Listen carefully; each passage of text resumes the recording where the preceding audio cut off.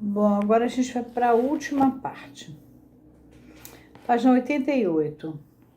A rejeição desses maus espíritos correspondia a um inequívoco esforço de ascetismo que também encontrou expressão em outras reações. Quando soube que Cristo certa vez havia lançado alguns espíritos maus numa manada de porcos, que depois se arremessaram de um precipício, pensou como sua irmã, numa época recuada da infância, rolara para a praia de um penhasco acima do ancoradouro. Ela também era um espírito mau, uma porca.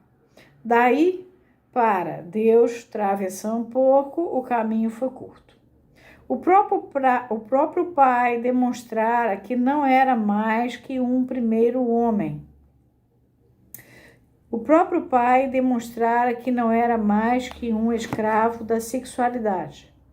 Quando lhe contaram a história do primeiro homem, impressionou-se com a semelhança do seu destino com o de Adão. Em conversa com sua nania, manifestou uma hipócrita surpresa diante do fato de Adão ter permitido ser arrastado à desgraça por uma mulher e prometeu-lhe jamais casar-se. A hostilidade em relação às mulheres, devida à sedução pela irmã, encontrou intensa expressão nesse período. Estava destinada a perturbá-lo muitas vezes na sua vida erótica posterior. A irmã veio a ser para ele a encarnação permanente da tentação e do pecado. Depois que se confessava, sentia-se puro e livre do pecado. Mas depois parecia-lhe que era como se a irmã estivesse esperando para arrastá-lo novamente ao pecado e, em questão de momentos, provocava uma briga com ela, o que o tornava outra vez pecaminoso. Assim, era obrigado a continuar reproduzindo muitas e muitas vezes o evento de sua sedução. Ademais, nunca declarou em suas confissões os pensamentos blasfemos, embora pesassem tanto em sua mente. Fomos levados, sem querer, a considerar um dos sintomas dos anos posteriores da neurose obsessiva. Portanto, passaremos por cima do período intermediário e procederemos à descrição do seu término. Já sabemos que, além da sua força permanente, essa neurose passava por intensificações ocasionais. Uma vez, embora o episódio no momento permaneça obscuro para nós, por ocasião da morte de um menino que morava na mesma rua, com o qual consegui identificar-se.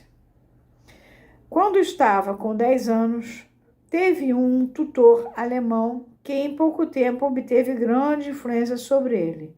E é muito instrutivo observar que toda a sua piedade estrita desapareceu para não mais renascer depois que percebeu e soube, através de conversas esclarecedoras, com seu tutor, que este substituto paterno não dava qualquer importância às atividades pias, nem atribuía qualquer valor à verdade religiosa. Sua piedade sumiu junto com a dependência do pai, que foi então substituído por outro mais sociável. Isso não aconteceu, no entanto, sem uma última centelha de neurose obsessiva. Lembrava-se particularmente da obsessão de ter que pensar na Santíssima Trindade, que via 3 montinhos de excremento juntos na estrada. Na verdade, jamais cedia a ideias novas, sem fazer uma última tentativa de se apegar àquilo que perdera valor para ele. Freud já contou isso uma vez.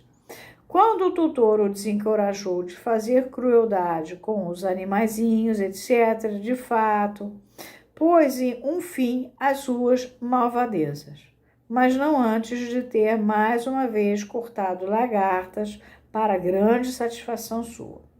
Ainda se comportava da mesma maneira durante o tratamento psicanalítico, pois mostrava o hábito de produzir reações negativas transitórias.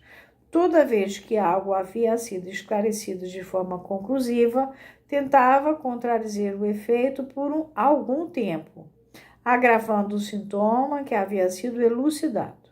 Via de regra, como sabemos, as crianças lidam com as proibições do mesmo modo.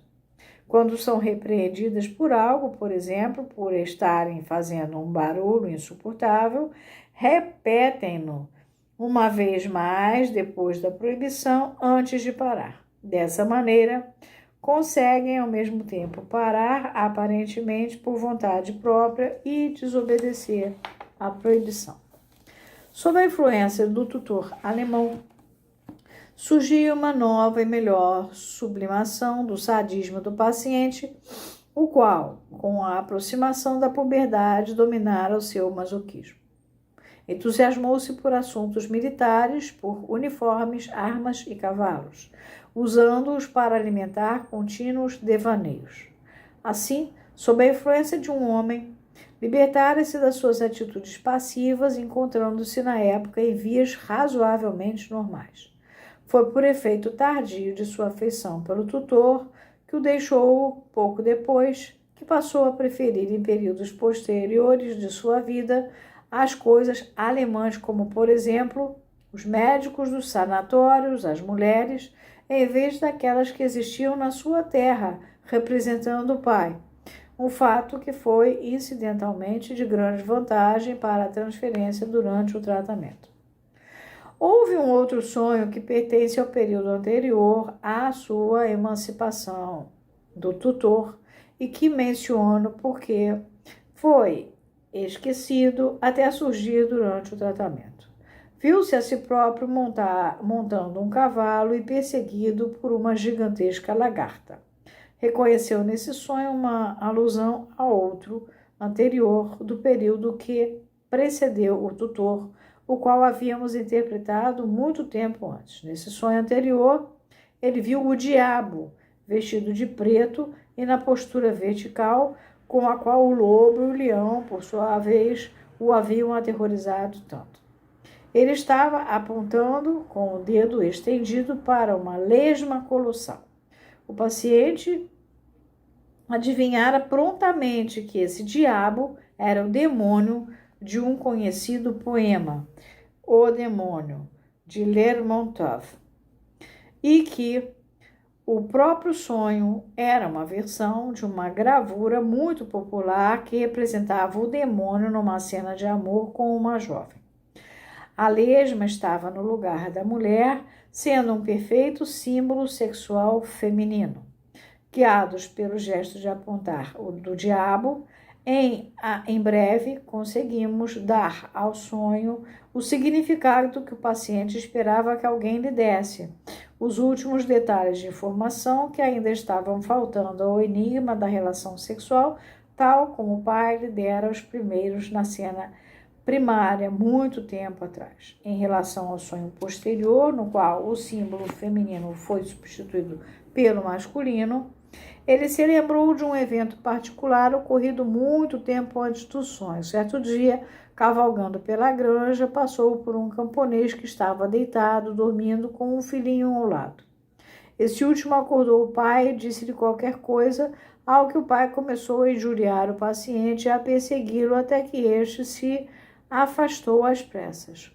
Houve ainda uma segunda lembrança, de acordo com o qual, na mesma granja, havia 3 árvores que eram muito brancas, todas cobertas de lagartas.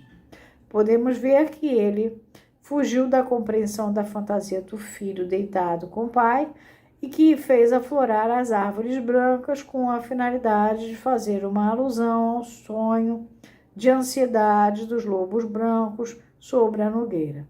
Era, assim, uma eclosão direta do pavor da atitude feminina em relação aos homens, contra a qual se protegera de início pela sublimação religiosa e iria em breve proteger-se ainda mais eficazmente pela sublimação militar, que a gente acabou de falar na página 90. Seria, contudo, um grande equívoco supor que após a remoção dos sintomas obsessivos não ficaria qualquer efeito permanente da neurose obsessiva. O processo conduzira a uma vitória da fé piedosa sobre a rebeldia da pesquisa crítica e tivera como condição necessária a repressão da atitude homossexual. Desvantagens duradouras resultaram de ambos os fatores. A sua atividade intelectual ficou seriamente prejudicada depois dessa primeira grande derrota. Não desenvolveu um amor pelo estudo, não mais mostrou a agudeza com a qual, com apenas 5 anos de idade, criticara e dissecara as doutrinas religiosas.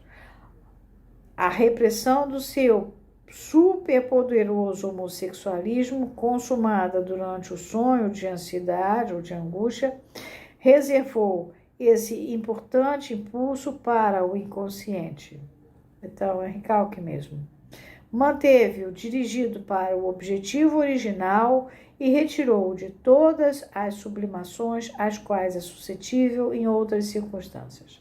Por este motivo, o paciente era destituído de todos os interesses sociais que dão à vida um conteúdo.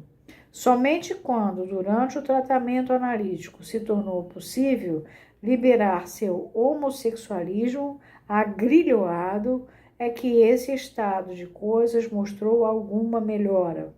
E foi uma experiência das mais notáveis verificar como, sem qualquer conselho direto do médico, cada fragmento da libido homossexual que era libertado procurava alguma aplicação na vida, alguma ligação com os grandes interesses da humanidade. Aqui a gente termina a parte da neurose obsessiva dele, entrando pela escura, entre aspas, escura, né? Pela inclinação dele pela homossexualidade. Tá bom? Parando aqui.